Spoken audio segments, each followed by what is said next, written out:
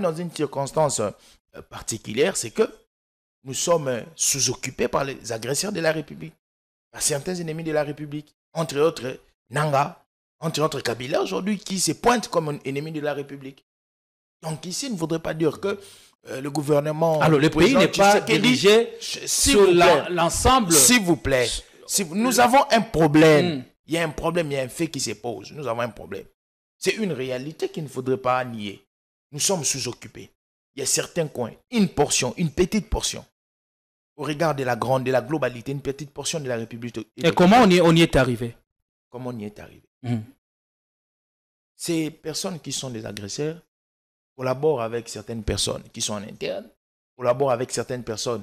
Quand je parle des personnes, du point de vue international, je vois aussi certains États, comme le Rwanda. Donc il y a une traîtrise à l'interne comme à l'externe. Le Rwanda qui sous-traite le M23, des Congolais, des souches, des pères comme des mères, comme nous aimons bien les dire, sous-traitent, travaillent en collaboration avec certains groupes rebelles. Aujourd'hui, la fille aînée de ce groupe rebelle sur le M23 AFC. Le président Tshisekedi avait dit récemment que M. Kabila aurait, au conditionnel avant, comme lorsqu'il avait dit, aurait des relations avec le AFC.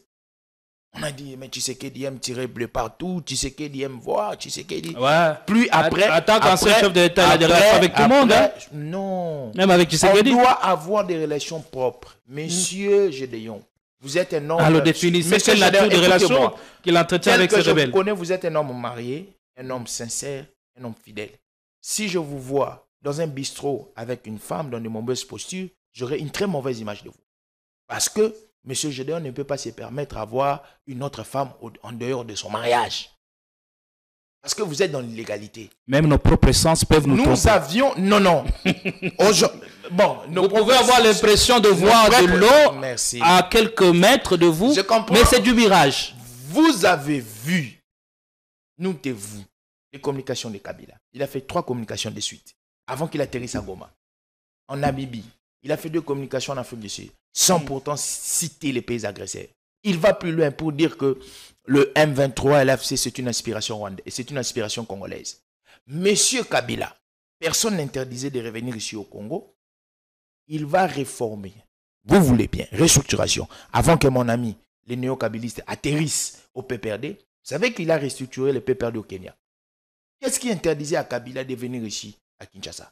Monsieur Kabila nous balance, selon Jeune Afrique, qu'il devait revenir par la partie orientale. J'ai dit au peuple congolais et à certaines personnes, la venue de Kabila serait par les zones occupées. Non, on nous a taxé de toutes les choses. Monsieur Kabila revient par Goma. Lorsqu'il arrive à Goma, posons-nous la question. Une zone qui est occupée, lorsque vous vous atterrissez tant qu'ancien président de la République, n'ayant aucun mandat officiel, qu'est-ce qui va vous accueillir? Parce qu'il faut se poser la question. Monsieur Kabila, lorsqu'il atterrit à Goma, c'est une ville qui est administrée. Il est administré par qui? Le gouvernement congolais a même sollicité le couloir humanitaire actuellement qui passe par Kigali. Nous parlons de la circonstance. Ce sont les autorités congolaises qui ont négocié. Actuelle. Il faut actualiser les faits. Concluez. Monsieur Kabila, lorsqu'il atterrit, il atterrit comme sénateur à vie, il atterrit comme ancien président de la République démocratique du Congo. Il n'est ni mandaté par une organisation sous-régionale, ni mandaté par une organisation régionale, ni mandaté par le gouvernement congolais. Il atterrit comme chef de file du M23. Parce que lorsqu'il atterrit, c'est l'administration rebelle qui l'accueille. Or, si l'administration rebelle accueille M. Kabila, donc nous affirmons les hypothèses de M. Tshisekedi et les hypothèses qui ont été dites par plusieurs que M. Kabila serait en connivence avec le M23. Et lorsqu'il arrive, au nom de quoi, il part visiter les centres d'entraînement des militaires rebelles à Rumangabo. Jusqu'à ce jour, ça n'a jamais été vérifié. Allez, mais ça, dire ça, c'est parfois minimiser ou mésestimer l'influence grandissante de Kabila. Monsieur Atiba.